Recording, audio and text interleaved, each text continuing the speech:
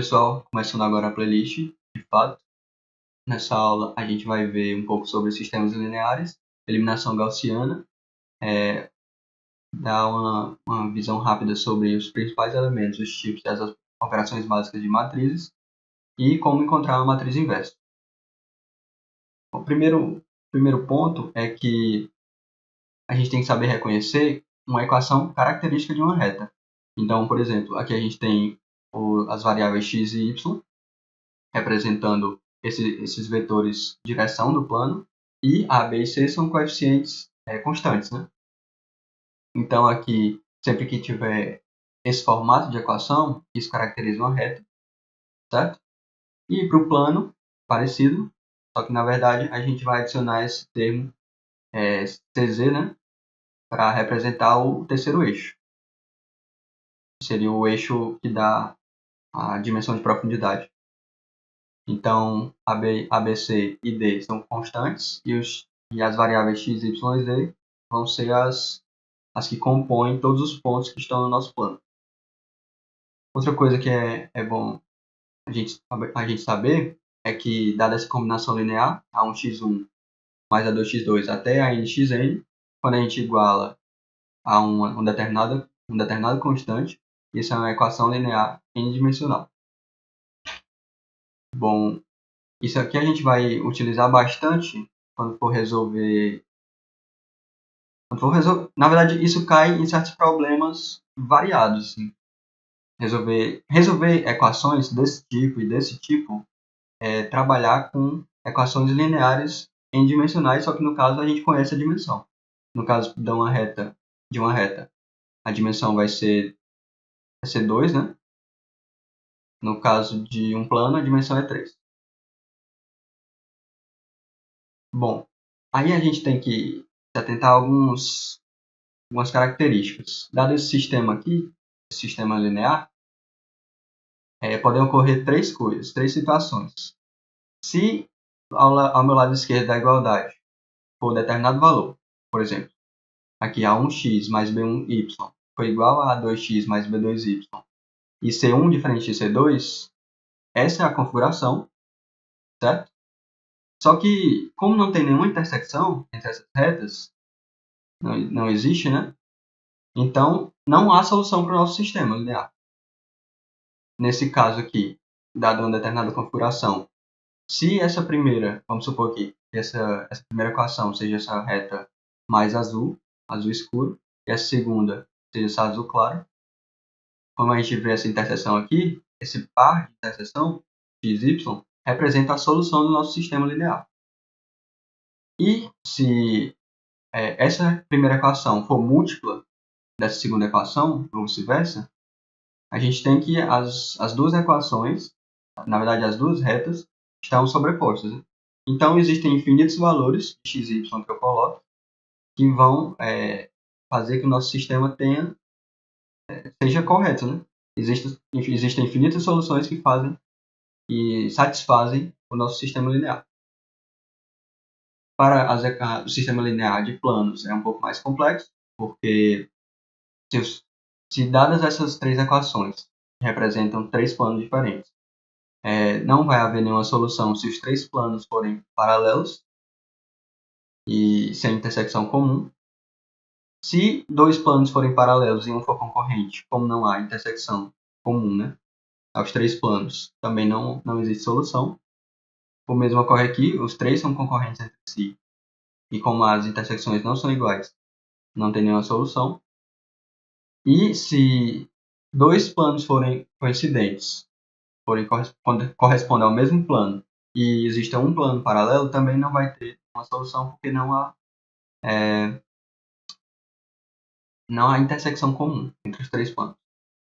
Bom, o caso ideal é quando os três planos são concorrentes, convergindo só para um ponto de solução, que é a nossa solução única. Caso a intersecção dos três planos seja uma reta, isso ocorre quando, por exemplo, no caso, os três planos são concorrentes e nenhum deles está sobre o outro. Então, existem infinitas soluções, porque a interseção é justamente uma reta, então existem infinitos valores de x, y e z que satisfazem o nosso sistema. Se os três planos estiverem um sobreposto ao outro, existem também infinitos valores de x, y e z. E o mesmo ocorre se dois planos estiverem um sobre o outro e um outro plano, o terceiro plano, for concorrente entre eles. Então, basicamente, dadas as três equações, se forem paralelos entre si, não coincidentes, ou dois paralelos entre si, concorrentes, ou existirem três intersecções diferentes, 2 a 2, né, distintas, ou eu tenho dois planos coincidentes e um paralelo, não existe solução. Agora, o que a gente busca sempre é uma solução única, né? E a solução converge para um ponto. E existem esses casos em que a intersecção dos três planos é uma reta, que configura um caso de infinitas soluções para o nosso sistema linear. Bom, uma coisa bastante importante que a gente vai utilizar frequentemente é que sistemas lineares, a gente pode ter uma equivalência entre matrizes. Matrizes são essas coleções retangulares de números, objetos. Então, aqui, esse sistema corresponde a essa configuração de matriz. Aqui é a matriz dos coeficientes e aqui é o vetor de coeficientes independentes. Aqui é o nosso vetor de raiz, né? A gente quer descobrir esses valores, geralmente. Então, a gente também chama matriz aumentada se a gente coloca a matriz dos coeficientes ao lado da matriz dos coeficientes independentes. A gente vai utilizar bastante para, por exemplo, fazer o método de escalonamento, para resolver os sistemas lineares mais facilmente e encontrar suas soluções. Então, vamos falar desse método, né? Bom, escalonar, intuitivamente, a gente pensa em transformar no formato de escada, né? Basicamente, o que a gente vai fazer mesmo. Então, existe esse processo de eliminação de Gauss, ou eliminação gaussiana, que é essa fase direta, que vai transformar, que vai escalonar a nossa matriz. Então, bom, a gente começa com a matriz aleatória. A primeira coisa que a gente tem que fazer é procurar o maior elemento que está nessa coluna. Quando a gente achar, por exemplo, vamos pegar essa segunda linha aqui, esse segundo elemento. A gente vai trocar de canto a linha 2 com a linha 1, para ficar esse maior elemento encontrado no começo. Em seguida, a gente vai dividir todos os elementos da linha por esse primeiro elemento aqui, fica nessa configuração. Agora, como a gente tem 1 aqui nesse começo, a gente consegue zerar, né, por um processo de substituição. Faz um certo cálculo para zerar todos os elementos abaixo desse pivô. A gente vai chamar esse 1 aqui de pivô dessa coluna. Então, o que a gente faz aqui? Ó? Na verdade, a gente vai fazer que a linha 3, nova, atualizada, né, vai receber a linha 3 antiga, menos um fator multiplicado pela linha 1. Isso para cada elemento. E o que é esse fator? É justamente o número. Como eu quero que aqui se torne zero, né? Todos os elementos abaixo do pivô tem que ser zero. Esse fator é justamente um número que eu vá anular, que vai servir para eu anular esse elemento. Que é justamente, vai ser o 2 dividido por 1, né? Porque quando a gente fizer 2 menos 2 dividido por 1 vezes 1, isso aqui vai zerar. E aí sim a gente vai seguindo, né? A gente vai pegar o 4, vai fazer essa posição aqui, esse elemento dessa posição vai receber o 4 menos 2 vezes 2. Esse menos 5 esse elemento dessa posição vai ficar, vai receber menos 5 menos 2 vezes menos 5, resultando 5. E o 6 vai receber, na verdade, o elemento que vai ficar nessa posição vai receber o 6 menos 2 vezes o 3. Que é justamente o que ocorre, que está nessa configuração aqui. Bom, agora a gente vai para o próximo pivô da próxima linha, né? Então, na verdade, da próxima coluna, aqui, como a gente vai procurar o pivô dessa linha aqui e dessa coluna, aqui é zero, então não pode ser. Então, a gente salta para a próxima coluna. Então, o pivô dessa coluna é um elemento diferente de zero, né? Então, aqui a gente vai achar que vai ser esse menos 2 aqui. A gente divide toda a linha por esse menos 2. Vai ficar 1 e o resto dos elementos vai ser zero. Agora, como aqui a gente tem 1, a gente vai fazer o mesmo procedimento que a gente fez para zerar os elementos abaixo desse pivô. Então, o fator vai ser 5, né? Então, vai ficar, aí, esse elemento aqui nessa posição vai receber 5 menos 5 vezes 1. Vai zerar. Bom, aqui é a fase direta do processo de eliminação gaussiana, né?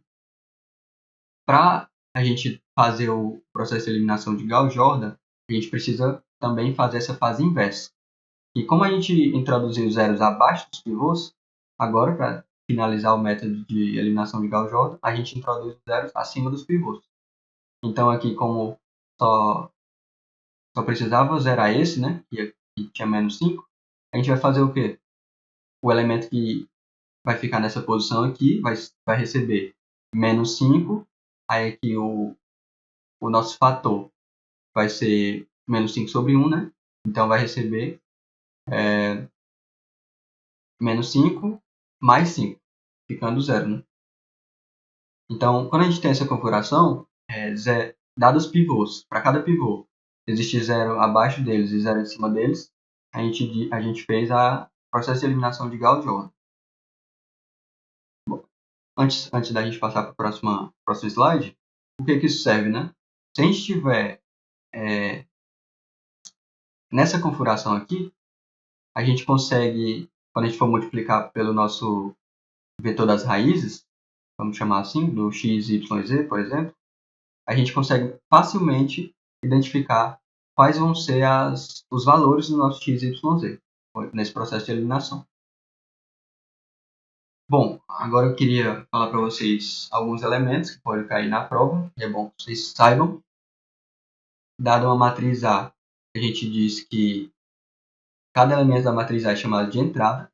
Então, ela é do tipo A e J, em que representa a linha e J representa a coluna onde esse elemento está. Então, aqui, ó, os elementos da linha 1 e aqui, ó, coluna 1, coluna 2, coluna 3, e assim sucessivamente. Diagonal principal, a gente chama esses elementos aqui, que é quando I igual a J, né? Então, A1, A22 e A33. O traço é a soma dos elementos da diagonal principal. A diagonal secundária são esses elementos aqui, ó. A gente veio nessa direção, agora a gente vem nessa direção. Vai ser o A13, A22 e A31. O posto é a quantidade de linhas não nulas após a gente escalonar. Se vocês observarem aqui, ó, para essa matriz, a gente tem o posto 2, né? Que é essa linha aqui, ela ficou nula. A dimensão ou tamanho de uma matriz é a quantidade de linhas por sua quantidade de colunas. E se M for igual a N, né, a gente diz ordem da matriz, e a matriz é chamada matriz quadrada, de ordem N. Bom, aqui nesse caso a gente tem uma matriz 3 por 3, que tem no máximo 3 linhas e 3 colunas, né?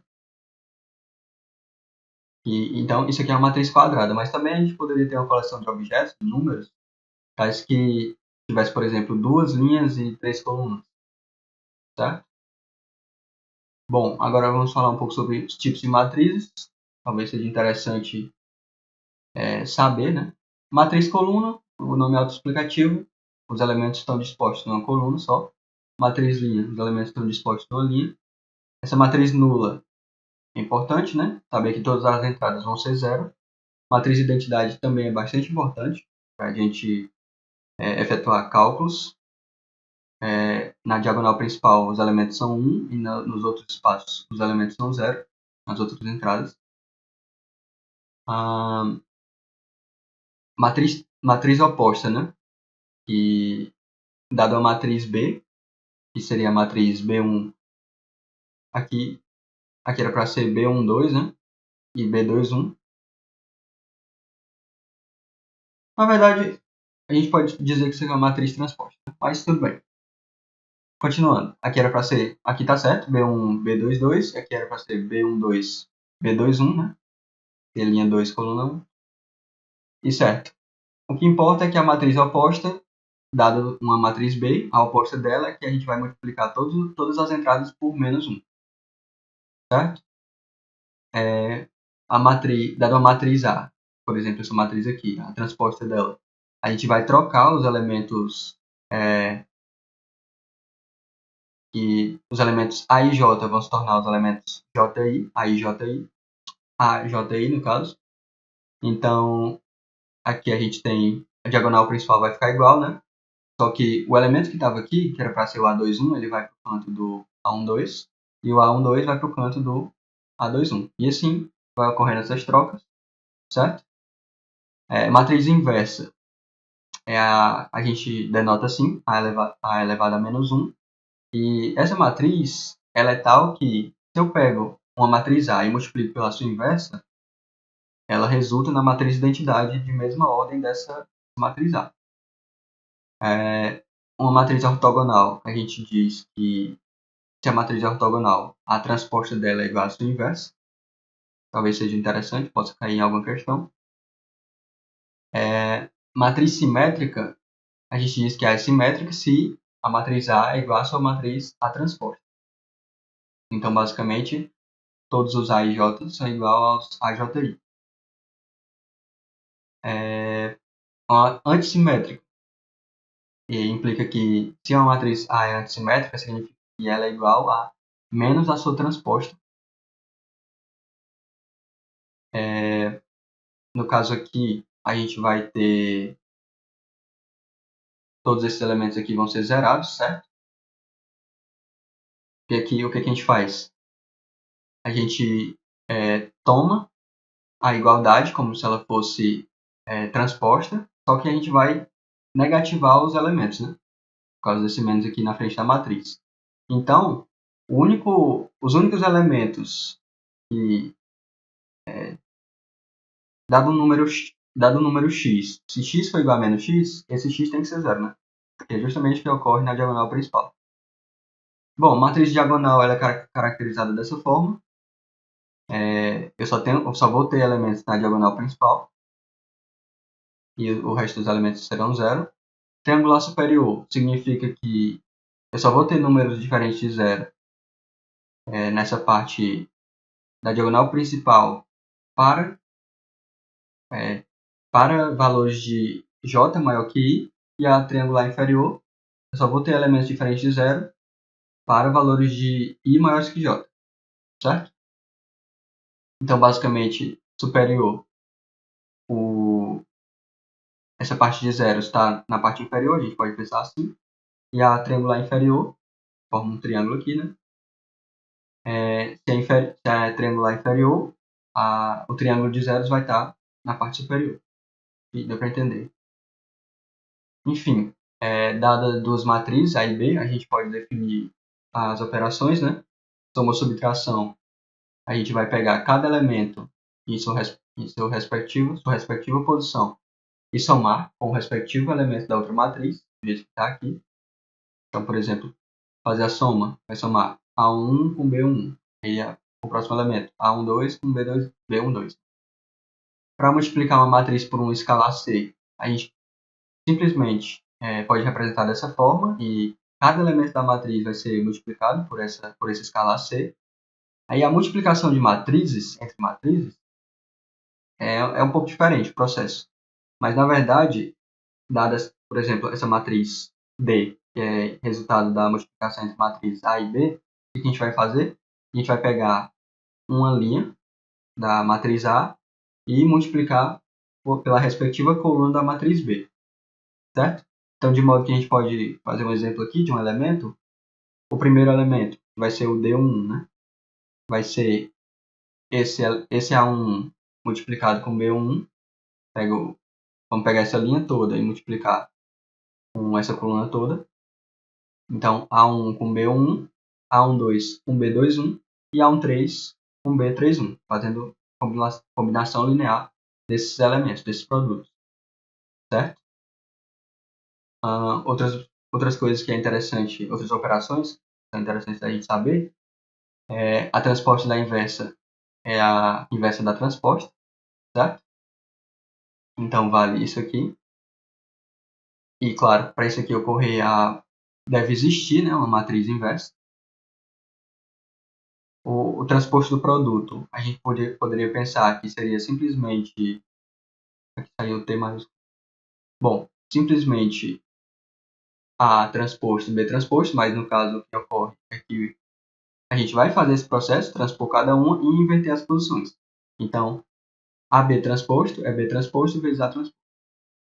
A inversa do produto vai ser justamente como se fosse a mesma coisa do transposto, né? A gente vai inverter cada uma e trocar as posições entre elas.